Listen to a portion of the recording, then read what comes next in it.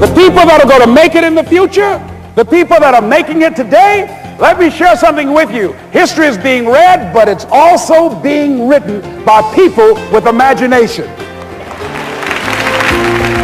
He's Les Brown, the powerful public speaker. His message helps people shake off mediocrity and live up to their full potential. His own story is compelling, and so is his message to others. I was born in Miami, Florida, in an area called Liberty City, in an abandoned building on a hard linoleum floor with my twin brother. We were 6 weeks of age. We were adopted. When I was in 5th grade, I was identified as EMR, labeled educable, mentally retarded, put back from the 5th grade into the 4th grade, and stayed in that category until I got out of high school.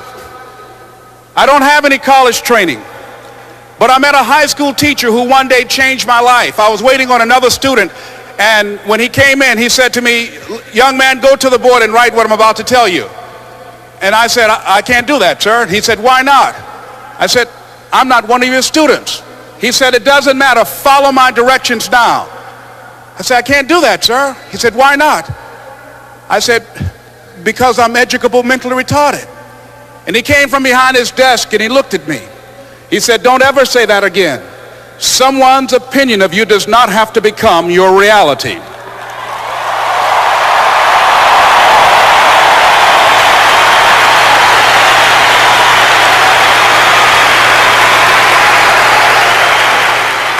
One of the things that I gained from listening to Les was being able to be more focused at work. If there were challenges taking place, rather than allowing them to scatter my energy, I would focus on what I needed to do at that moment and get it completed. Les Brown, Emmy Award-winning public television personality and author of the best-selling book, Live Your Dreams. What's one of those keys that will begin to help us to discover the secrets to our dream? Here's what I want you to repeat after me, please, with power and conviction. Say, "It's possible." It's possible. That's all I want you to do when you look at your dream. Just say to yourself every day, "It's possible." So find some reasons that can keep you strong when you want to give up. Find some reasons that can help you get out the car when you want to drive past the agency. Some of y'all know what I'm talking about. When he talked about having personal growth before you can attain professional achievement, and when he said better selling begins with a better you, that put the focus on the kinds of things that I can do myself in taking charge of my life, and when I do that, everything else falls in place. See, here's what I'm looking at. What are the uses for your life right now that you haven't even reached for yet? See, I believe that when you don't have enough encouragement to act on your dreams or ideas, or you're not enlightened enough, that life will act on you. You've got to continue to work on yourself personally, to work on yourself professionally, to continue to achieve technical mastery of the information that's out here. You've got to set high standards that will begin to set the pace on how customers are being treated, who are voting with their dollars. You've got to decide to be relentless. You've got to decide never to give up. You've got to find some reasons within yourself that will give you the stamina when life catches you on the blind side to get back up again, to keep on calling and coming back again and again and again. Fortune 500 companies and professional associations find Les Brown to be the right speaker with the right message time and time again. So every day I was working to develop myself. And that's what you must do. And as I was working to develop myself, I applied for a job as a disc jockey, WMB, on Miami Beach. I went to a guy named Milton Butterball. I said, "How you doing, Mr. Butterball? I'd like to get a job as a disc jockey." He looked at me, he said, "You have any broadcast background?" I said, "No, sir, I don't." "You have any journalism background?" I said, "No, sir, I don't." He said, "We don't have any jobs available." I said, "Yes, sir." I went back to Mr. Washington and I told him. He said, "Don't take it personally." He said, "Most people are so negative, they will have to say no 7 times before they say yes." He said, "Go back again." So I went back again. I said, "How you doing, Mr. Butterball? My name is Les Brown." He said, "I know what your name is. What do you want?" I said, "I'd like to know whether or not you have any jobs for disc jockey, sir." He said, "Didn't I just tell you yesterday we didn't have any jobs?"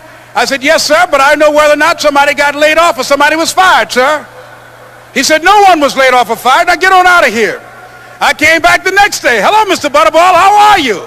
He said, fine, what do you want now? I said, I'd like to know whether or not you got any jobs, sir. Didn't I tell you the last 2 days we didn't have any jobs? I said, yes, sir, but I don't know whether or not somebody got sick or somebody died, sir. He said, no one got sick or died. Now don't come back here and throw me out again. I came back the next day like I was seeing him for the first time. I said, hello, Mr. Butterball, how are you? He looked at me with rage. He said, go get me some coffee. I said, yes, sir.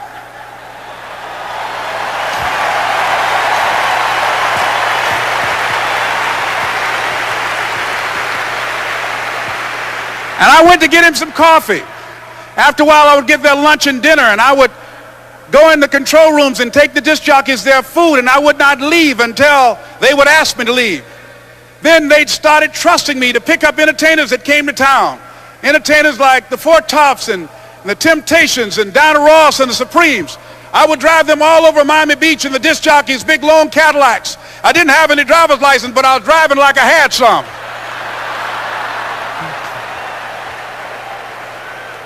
And one day, one Saturday afternoon, while I was at the radio station, a guy named Rock was drinking while he was on the air. I was the only one there, looking at him through the control room windows, walking back and forth, young, ready, and hungry. I was saying, drink, Rock, drink. Drink, Rock. I'd have gone to get him some more if he'd asked me to. Pretty soon the phone rang, and it was the general manager. And I answered the phone. I said, hello? He said, Les, this is Mr. Klein. I said, I know. He said, Rock can't finish his program. I said, I know. He said, would you call one of the other DJs in? I said, yes, sir. I hung the phone up. I said, now he must think I'm crazy. I called my mom and my girlfriend, Cassandra. I said, y'all turn up the radio and come out on the front porch. I'm about to come on the air.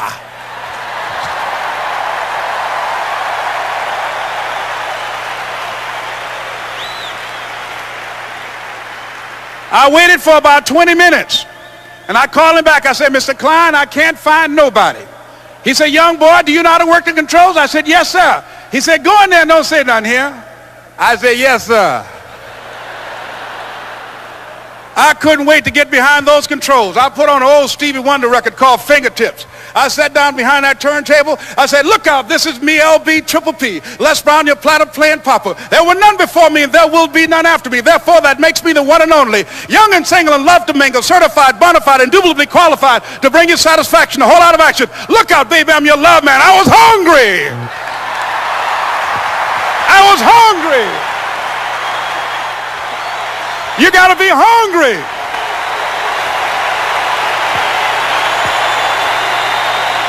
Les has the ability to inspire people to pursue their passion, to live their dreams. And whether they're in sales or personnel, or whether they're just a machine operator, it's very, very important that you have some passion for what you're doing. And Les inspires people to have that passion.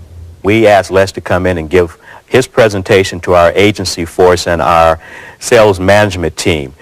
We wanted to kick off our promotion with a great deal of excitement, and we knew Les would bring enthusiasm to our entire sales force. We wanted to break new records and set new heights in our sales, and that's exactly what Les Brown brought it to our agency force. So I say to you, whatever your dreams are, whatever you want to do, march forth.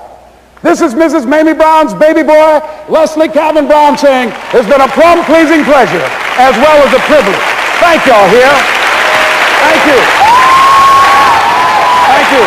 He's Les Brown, and he delivers. Thank you. Thank you very much. You're very kind. Thank you. Thank you very much.